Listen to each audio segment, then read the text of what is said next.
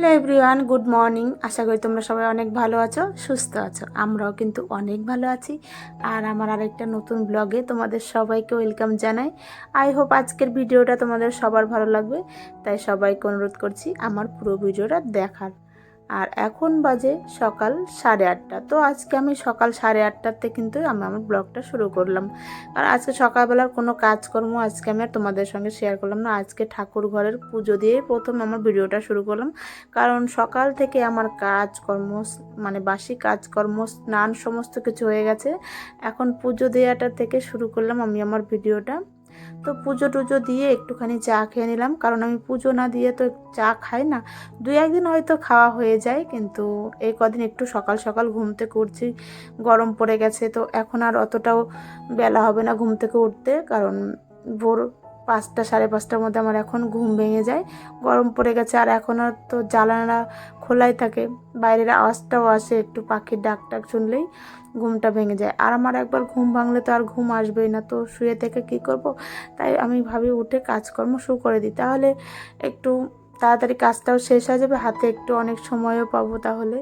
তো যাই হোক, আজকে এনেছে খাসির মাংস আর করব পোলাও। সকালবেলার ব্রেকফাস্ট তো হয়েই গেছে, আর আজকে করব খাসির মাংস আর পোলাও। ওদিকে মাংসটা ধুয়ে নিয়েছি, আর তারপরে এদিকে পোলাও করব। তার জন্য একটু আদা থেতো করে আর ঘি দিয়ে হলুদ দিয়ে বাসমতি চালটাকে মেখে রাখছি। আজকে গোবিন্দভোগ চাল দিয়ে আর পোলাও করব না, আজকে করব বাসমতি চাল দিয়ে পোলাও। বাসমতি চাল দিয়ে পোলাও করলেও দেখলাম খুব ভালো লাগে খেতে। গোবিন্দভোগ চালের থেকে এই চালটা দিয়েই বেশি ভালো হয় খেতে, আর রান্নাটাও ভালো হয়। মানে এক জায়গায় দলা বেঁধে যায় না এই চালটা দিয়ে পোলাও করলে, মানে বাসমতি চালটা দিয়ে পুরো ঝুরঝুরে এত সুন্দর পোলাওটা হয়েছে না, সত্যি দারুণ হয়েছে। ভাবছি এখন থেকে এই চালটা দিয়েই করব, গোবিন্দভোগ চাল দিয়ে আর পোলাও করব না ভাবছি। দারুণ হয়েছিল খেতে। তো মাংসটা ধুয়ে নেওয়ার পরে একটু নুন হলুদ তেল মেখে রাখবো, তারপরে পেঁয়াজ রসুনটা পরে মাখবো। আগে এটা মেখে রাখি আমি, এইভাবেই মাংসগুলো ধুয়ে নুন হলুদটা মেখে রাখি, তাহলে মাংসতে একটু নুনটাও ঢোকে, ভালো খেতেও ভালো লাগে। মাংস খেতে খেতে না সত্যি আর ভালো লাগছে না। মানে সপ্তাহে মানুষে একদিন মাংস খায় আর প্রত্যেক দিন মাছ খায়, আর আমাদের বাড়িতে পুরো উল্টো। মানে সপ্তাহে একদিনে মাছ হয় না কি সন্দেহ, প্রায় দিনই মাংস হয়, মুরগির মাংস না হয় খাসির মাংস।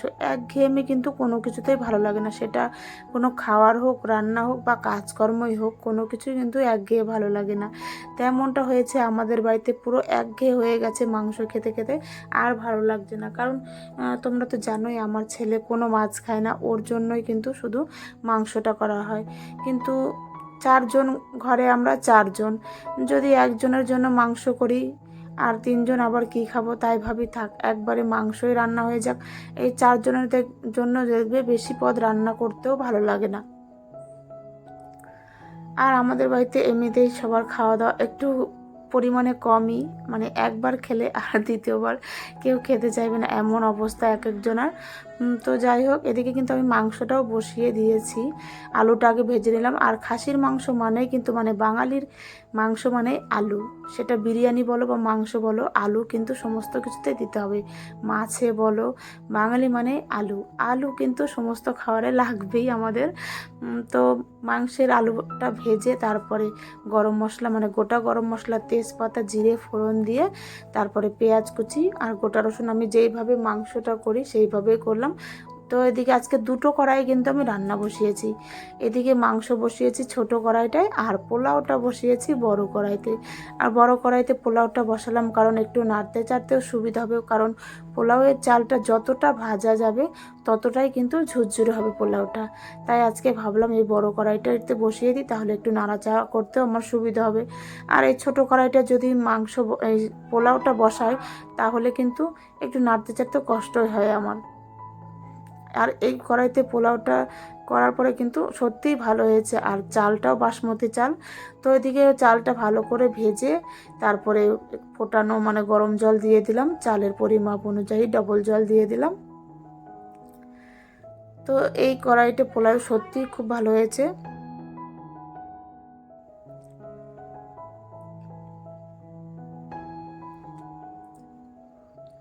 তো পোলাওটা দেখো কত ঝুরঝুরে হয়েছে। আর নামানোর আগে একটুখানি পোলাওতে মিষ্টি না দিলে ভালো লাগে না, কিন্তু পোলাও মানে কিন্তু মিষ্টি, ফ্রাইড রাইস মানে একটু মিষ্টি মিষ্টি ভাতটা হবে। আর আমাদের বাড়িতে এমনিতেই আমরা সবাই মিষ্টি খেতে ভালোবাসি। আর কাজু কিশমিশগুলোও কিন্তু আমি দিয়ে দিয়েছি। কতটা ঝুরঝুরে হয়েছে পোলাও তোমরা দেখলে বুঝতেই পারছো সবাই। তো এবার থেকে ভাবছি এই বাসমতি চাল দিয়ে পোলাও করব। তো রান্না বান্না শেষে তারপর আমি গ্যাস ট্যাস মুছে নিলাম। আর রান্নার পরে কিন্তু সব থেকে বড় কাজ হলো রান্নাঘর পরিষ্কার করা, মানে গ্যাস ট্যাস মুছে বাসন কোসন মেজে সমস্ত কিছু আমি একদম পরিষ্কার করে নিলাম। রান্নার পরে এই কাজগুলো হয়ে গেলে কিন্তু অতটা টেনশন থাকে না। তারপরে দেখো সোনা মা, তারপরে ছেলে, ওদের দুজনের খাওয়া হয়ে গেছে। আর আমরা দুজন এখন খেয়ে নিচ্ছি, মানে তোমার দাদা ভাই আর আমরা দুজনই এখন খেতে বসলাম।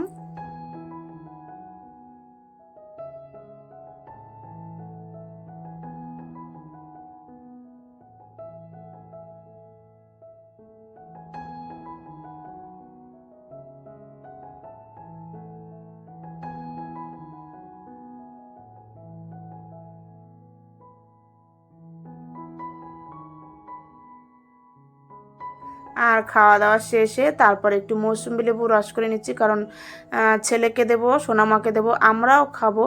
পরে এটা আমরা খাবো, আগে ওদের দুজনকে দিয়ে নিই, কারণ ওদের তো আগে ভাত খাওয়াটা হয়ে গেছে।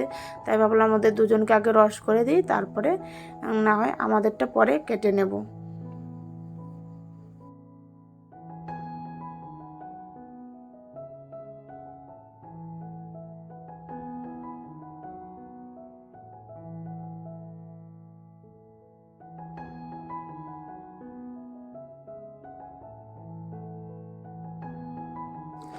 আর আমার সোনামা দেখো কত সুন্দর খেলা করছে একাই নিজে বিছানায় দাঁড়িয়ে দাঁড়িয়ে। তো স্কুল থেকে আসার পরে খাইয়ে দাইয়ে দিয়েছি, ও খেলা করছে। তারপরে ও লেবুর রসটা খাইয়ে ওকে ঘুম পাড়িয়ে দেবো একটুখানি।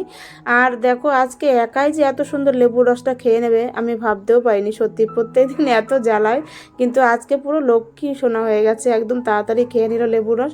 তো খাওয়া দাওয়ার পরে তারপরে আমি ছাদে এলাম জামা কাপড়গুলো নিয়ে যেতে। আর বিকেলবেলাটা কেমন যেন একটু মেঘলা মেঘলা ওয়েদারটা, ভালো লাগে না কিন্তু দেখবো এইভাবে মেঘলা ওয়েদার, সেটা সকালবেলা হোক বা বিকালবেলা যখনই হোক, এমন মেঘলা ওয়েদার কিন্তু একদমই ভালো লাগে না। তো দেখতেই পারছো আমার ছাদটা কতটা অপরিষ্কার হয়ে আছে। ভাবছি এটা সামনের দিন পরিষ্কার, মানে ঝাড়ু দিয়ে পরিষ্কার করে দেব, কারণ যে আগের দিন ঝড় হয়েছিল, ঝড়ে পুরো ছাদটা একদম ময়লা হয়ে আছে। ভাবছি সামনের দিন ঝাড়ু দিয়ে পরিষ্কার করে দেবো।